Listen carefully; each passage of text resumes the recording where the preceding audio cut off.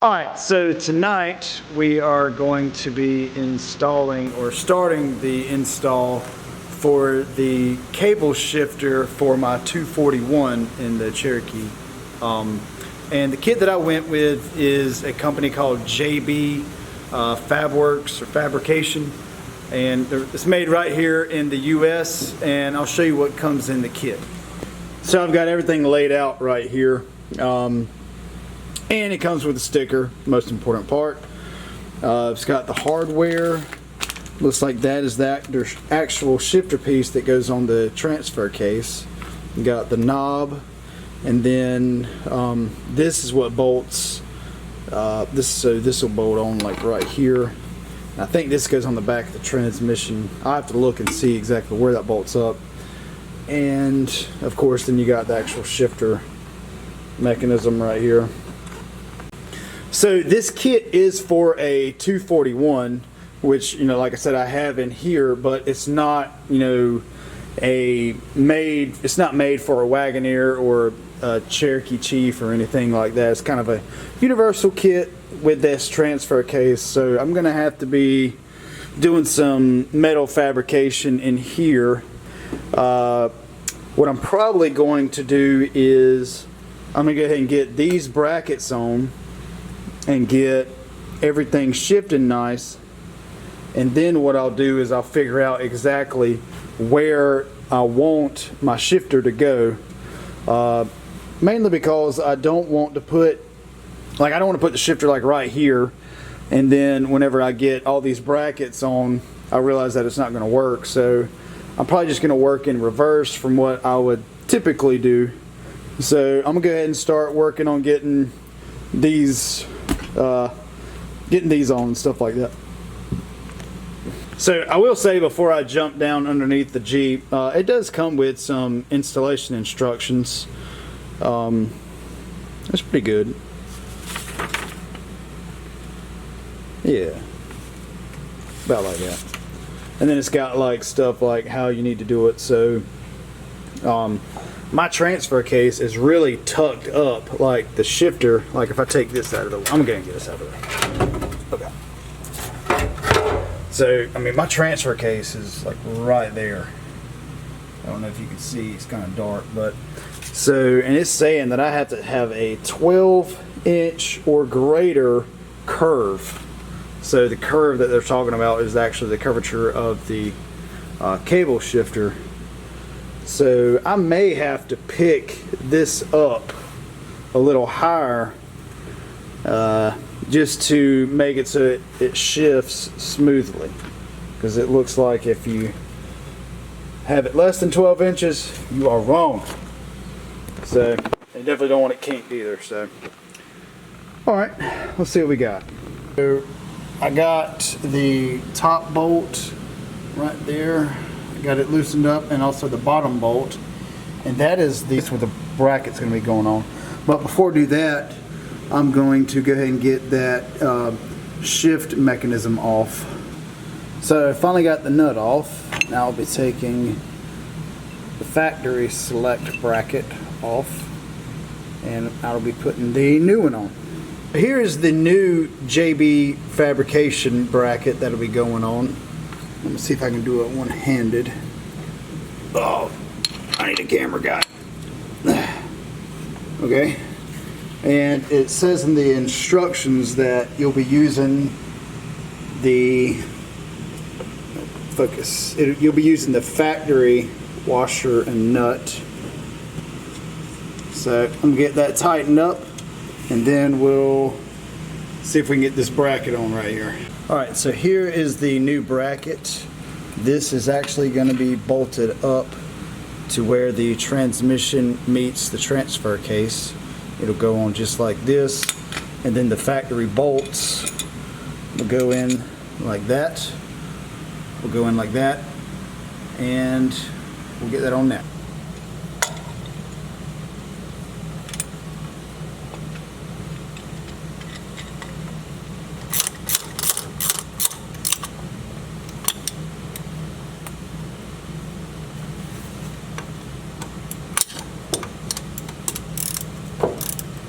Now that I got this bracket on here, it does have some adjustments, and what the instructions say is I need to get this in the center of its movement and then get this aligned with it the best that I can so that there's less than 5 degrees of angle on that cable whenever I'm shifting, to ensure that, you know, it stays smooth whenever I'm shifting.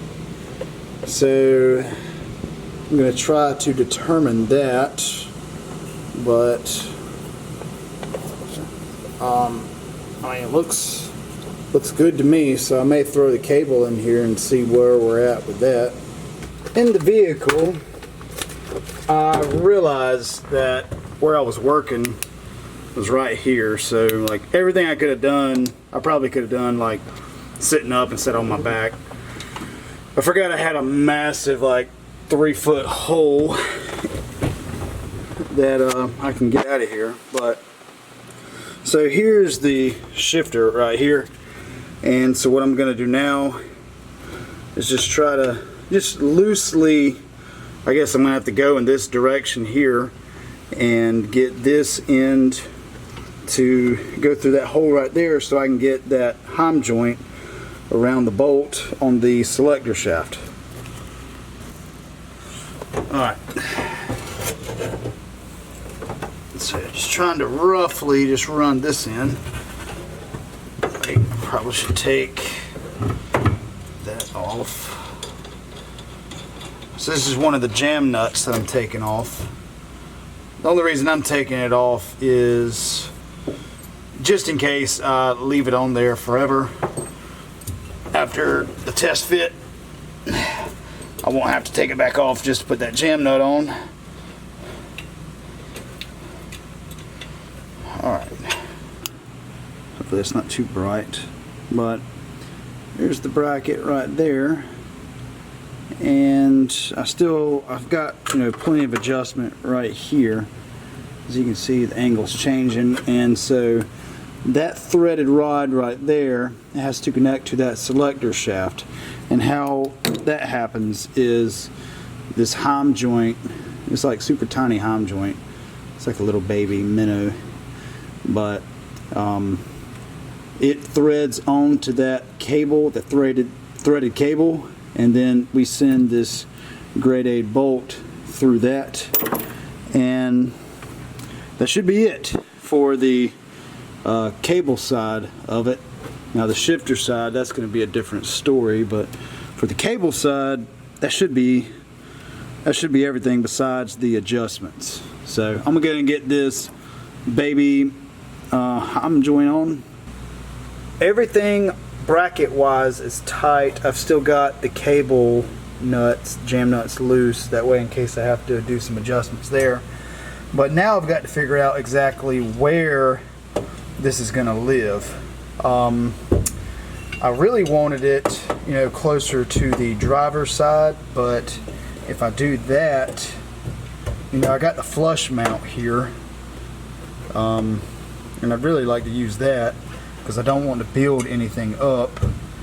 But if I do that, the bend is all crazy back in there, and you know, it would have to be like right this high, like right here, and I definitely don't want that. But I've kind of found like a happy spot right here in the center.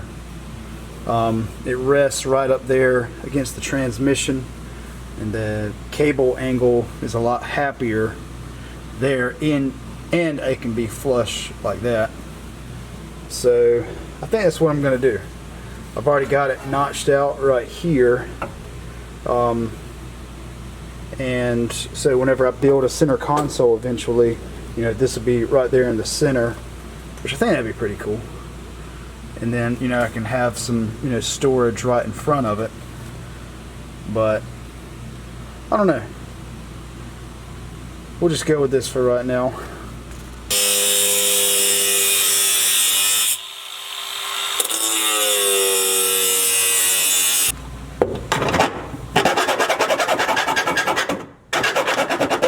I'm gonna try to get this pushed in this is really aggravating with the camera.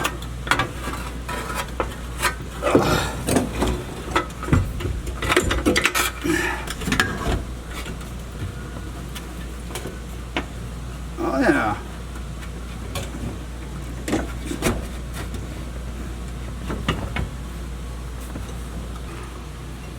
And also, whenever I was showing y'all everything that came in the box, I forgot this. This is the boot that goes over like that.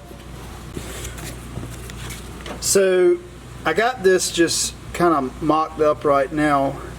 I got 2 holes drilled right here, 2 holes drilled right here, and what I ended up doing was I put some spacers. I don't have this tight yet, but I ended up putting some spacers right there.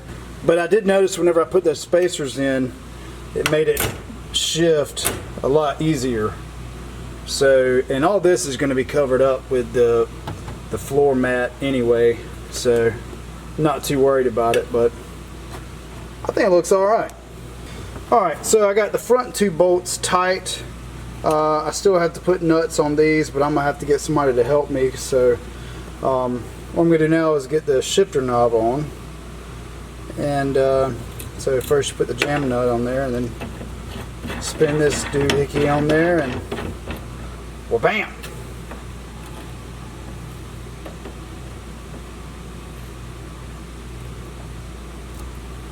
Just like that.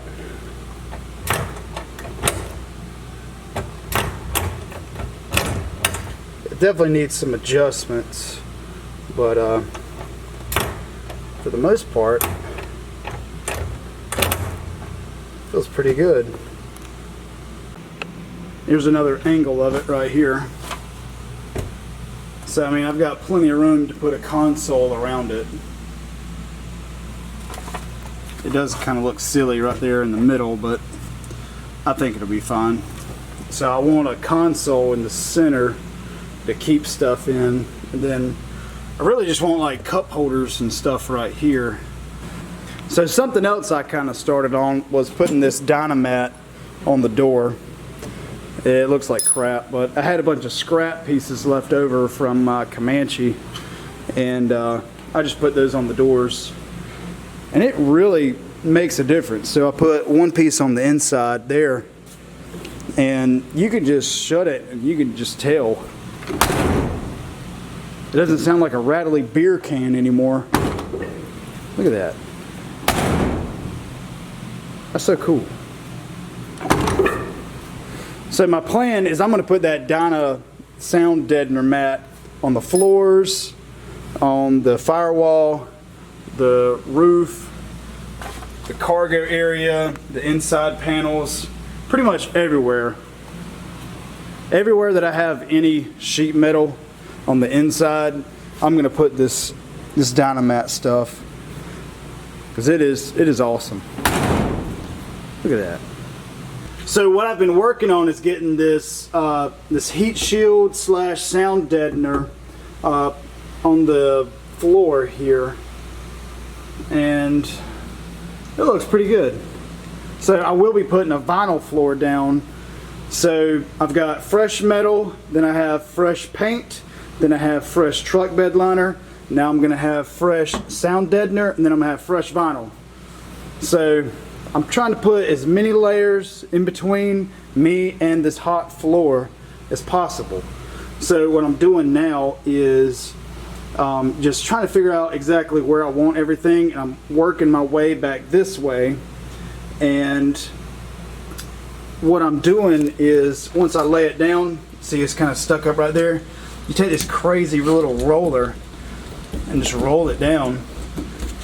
And you really need to be wearing gloves when you do this, because this stuff is like razor sharp. I've cut myself like 10 times on it already. But this is very satisfying. And another thing that I don't love about this truck bed liner is that it's kind of hard to clean. So where I've been getting out of it and working is kind of already dirty. It's like stained. I've scrubbed it and everything, and it's just kind of like, you see that? I'm not pumped about that, but it'll be alright. So I'm gonna start laying it down right here and see how far we get. So just to show you how easy this stuff is, I'm gonna run this right up here. Just kind of forming around everything. And there's no science to this. It's just do your best.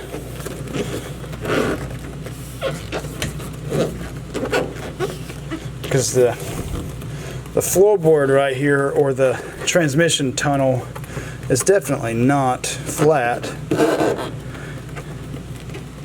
So it has a lot of crevices that this has to fall into. So once you get it kind of close, come back with your crazy little roller, start rolling that thing.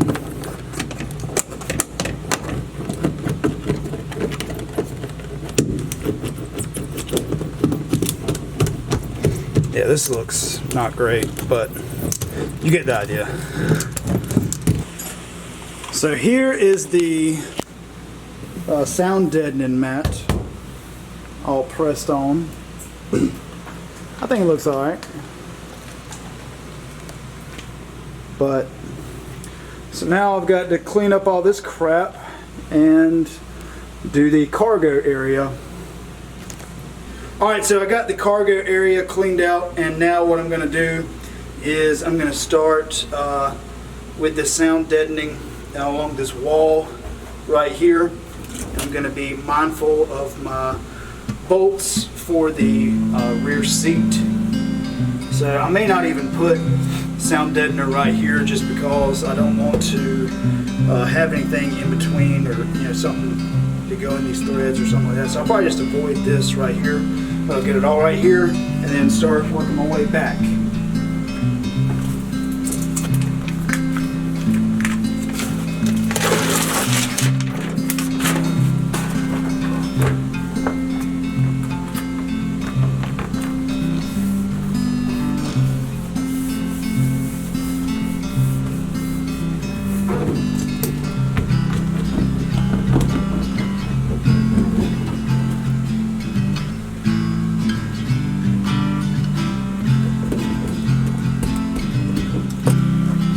Let me show you what we got. So, got all the sound deadener down. I've still got to go over a few spots. It's kind of hard to see because I don't have any light in here, but I think it's gonna work pretty nice. I am gonna put some sound deadener on the wheel tubs too, so I'll probably do that next. So I did put some sound deadener on the inside of those panels there while I had them out. So I had a little extra, but I'm gonna have to order some more because I want to do the ceiling and I want to do the tailgate. But so I didn't have enough for that, so I just decided to go ahead and put it inside of the panels on here. So, but I can already tell a difference just sitting in here talking. It sounds different. That's super weird, but I guess that's what this stuff is for. But I'm not gonna clean this thing out again. Alright, so it is a couple of days later, and I did order some more of the sound deadening material, and I got it on the roof here, and it really changes how it sounds in here for sure. But so I got it all cleaned out, and something else came in the mail today, and I did take the hood off, and I painted it flat black, and I'm just waiting for the clear coat. This is the first layer of clear coat I put on it. So I don't know, I felt like I couldn't stand the blue anymore, but it's kind of dry to the touch now. But check this out. So I did have to put some wood blocks underneath it, and I got these just kind of weighing it down. I'm trying to get it to get all the wrinkles out of it, and I don't know, it just seemed like a good idea. But I got these from BJ's Off-Road. They have mixed reviews online. Some people hate them, some people don't have any issues with them. And I'll be 100% honest with you, I have no idea how to put these in. So I guess we'll learn together. But anyway, here goes. And also I apologize. There is a tropical storm outside tonight, and it's pretty windy and rainy. And my shop's already sprung a leak, so everything's going great. So I'm gonna see if I can get these floors in. So this right here is the driver's side on the firewall. There's the transmission tunnel, and there's the passenger side. So I'm assuming that goes in first, but I'm not sure, so we'll try it. Crap, I forgot about the, I guess the stuffing. That's what I'm gonna call it. Is this cut, or do I have to cut it? Oh. Okay.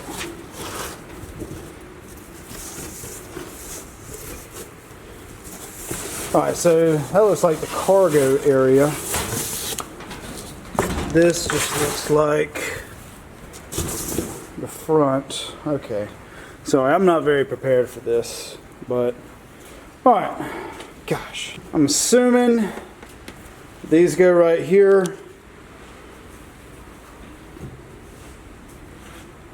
Because they kind of fit. Alright, so there's my first assumption. Right there. Alright, so the second one is cut a little wider. So on these Cherokee, the driver's side is wider than the passenger side, because the transfer case is kind of cocked over that way. So I think this is right. So I'm going to push this up on the firewall as much as I can. That way, and then the stuffing on that side I'll push forward. And then we'll get the cargo stuffing in.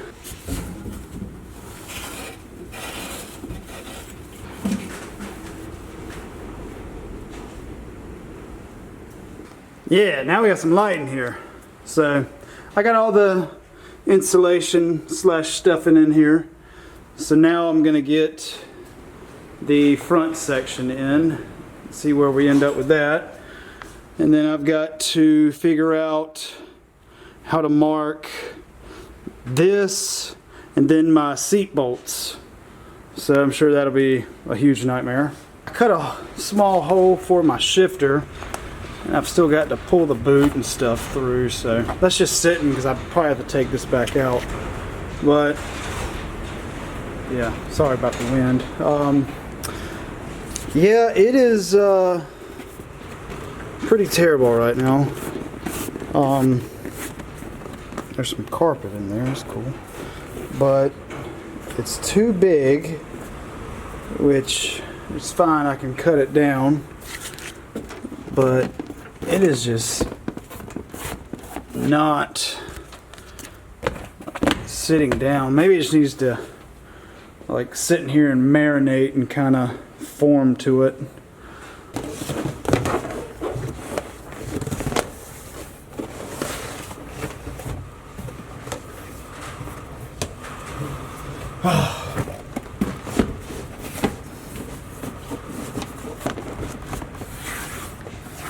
This is seeming to form a little better in the front. It's not great.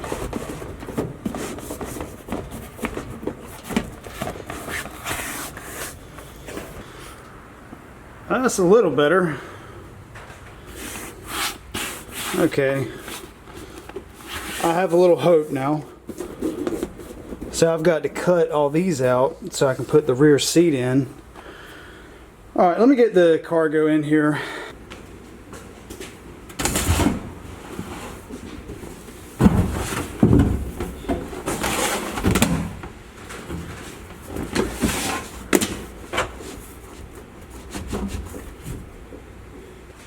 So got the cargo area in, and I wonder if this goes under that. I think it does. I feel like it does. Yeah, let me go ahead and change that around. So I've got it pretty much trimmed down the way that I want it. I'm not really happy about it right now. I cannot get any of these wrinkles out. And I've put relief cuts in the firewall, and like I've used a heat gun just to try to push it down. And I'm hoping that once I get everything in there the way that I want it, you know, I'll sit this thing in the sun and just kind of let it bake. That's my plan. That's my plan. So I did find the piece of tracking that holds that down, so I put some self-tappers in that, and I think that looks pretty good. But I can't find this one. It's somewhere in my shop, and so now I'm going to trim this up, and then I'm going to try to figure out where exactly my seat bolts are. So I've got Easton here helping me put in the vinyl flooring. Yes. And what are we doing, Easton? We poking holes in the vinyl flooring? Yes, we are. Alright. Alright, let's show them how we do it. So, what do we do, Easton? We get on that? Yes. First, you get on this, and then you grab the screwdriver. Okay. And then you come under here. Cherry teeth. We're gonna put this in this. We're gonna put this. The screwdriver in this hole. up the hole. Yep. And then that way I know where to cut, right? Yep. All right. Okay. All right, so push up. All right. Oh, I see something moving. All right. So it looks right there. All right, so I'm going to score it with the razor blade. Hold steady.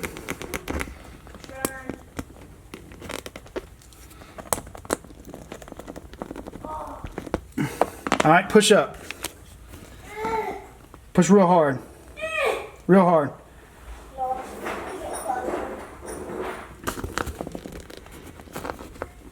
All right, push up. Hold on. There we go.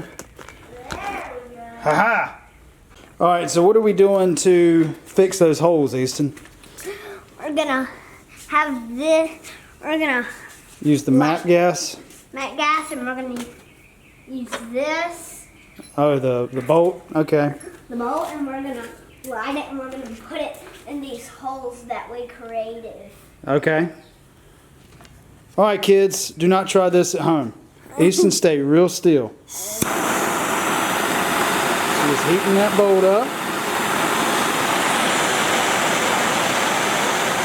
Wearing safety glasses. Drop it. Spin it around.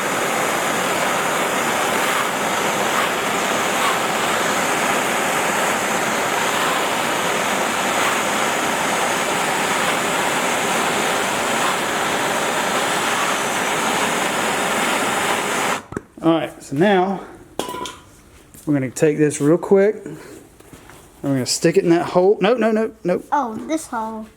No, that one back there. Oh. Just like that. Just twist it all around. Alright, that's good. That's good. Take it out. Take it out. Take it out. Okay. Alright. Now, go put this on the ground over there. Put it in that water right there that spilled in the shop. Just drop it. Just drop it. There we go. Now it's pulled off. Sick. So now that he has these holes marked, we'll go ahead and get the passenger seat in. I'm still working on the driver's side there, but because I'm missing a bolt, so I've got to find that. But anyway, I'll see if I can get this side in now. Okay. All right, so these are the brackets right here. Easton's got the camera, so. But My first time. it's your first time, but Hold the low cameras, but not this kind. yeah. And we're not leaving yet. We're still on a mission to fix it. What are you talking about? I don't know. I'll leave you alone with the camera for 2 seconds. So Easton wanted me to tell everyone that he was going to go play on the playground and that I could be my own camera guy. So anyway, here we are, back to doing camera work myself. I've got the passenger seat in. These brackets made it super easy. And I don't have any sliders or anything for right now, so I'm going to be upgrading these seats eventually. So these are just kind of temporary. All right, let's see if I can get to the driver's side now. I threw a center console in here after I got the driver's seat in, and what's cool about this console is that my grandma actually handmade this whole console in 1992. So my dad bought a brand new two-wheel drive F-150 and it had a bench seat, and she actually made him a center console so he wouldn't have to go buy one, which I think is really cool. So it fits perfectly in between the seats, and hopefully I'll have enough room for the seat belts. But I just thought it was really cool. So I'll probably get my dad to, you know, sand this down, and we may restain it. But I'm super excited about that. That's what it used to look like, but it needs some cleaning up. But overall, I'm pretty impressed with it. Whenever I was looking for seatbelt replacements for this, I went to Seatbelt Planet, typed in exactly what I had, and they showed me a list of colors, and for a price they sent it to me. Everything seems really nice. I mean, it came with hardware kits for both sides and everything. Like, it's got little plugs to make it look like nice. These are pretty pricey, but you can't really put a price on safety. That's kind of what I'm telling myself. But first thing I have to do is I have to get the holes found for these. And of course I forgot to mark them before I put the seats in. I just realized that now. I located the holes in the transmission tunnel for the seat belts, and I think whenever I get that console in here, it'll kind of push them up that way. But so got those in place, and now I can work on getting the actual seatbelt devices in. Alright, so the first thing that I'm going to do is on this B-pillar mount. I've got a 16 millimeter bolt that we'll be putting in there. So I'm just going to get it started.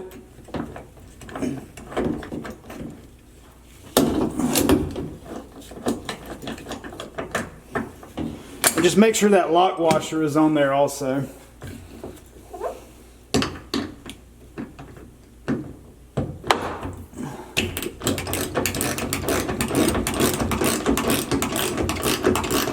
Now what I'm going to do is I'm going to get the bottom section pulled in, and how it works is just the grade 8 bolt just goes right in, and at the bottom of the B-pillar right here with this attached to it. So from the factory, these Cherokee Chiefs and the Wagoneers and stuff, they had like this little I don't know what it's called, but it was like a box that you know, bolted to the bottom down here. Well, mine rusted out, and so I just replaced it and didn't put the hole back. But so I've read online, and people said what you would do is you just connect this piece to the bottom of this. I've seen some people run them to the bottom of their seats. I don't know. Let me know in the comments what y'all think, because I definitely, you know, want to be as safe as possible. But yeah, just let me know in the comments where I should put this. But I'm going to put it right here for right now. But like I said, I can easily move it. Alright, so here's the final result. Everything works. So very sensitive, so that's where it would buckle in there. Nice. But everything is feeling really solid. Like, you shake the seats and the whole Jeep moves. I got seat belts might actually live if this thing rolled over. I do plan in the future putting a cage in this thing, and I will be doing getting new seats and everything and having a harness bar and stuff like that. But for now, this will pass inspection. It'll be all right. Let me show you a couple other things. So I got bored the other night and made a little switch panel for my ARB compressor and my ARB locker that I'm running in the rear. So turn the key on.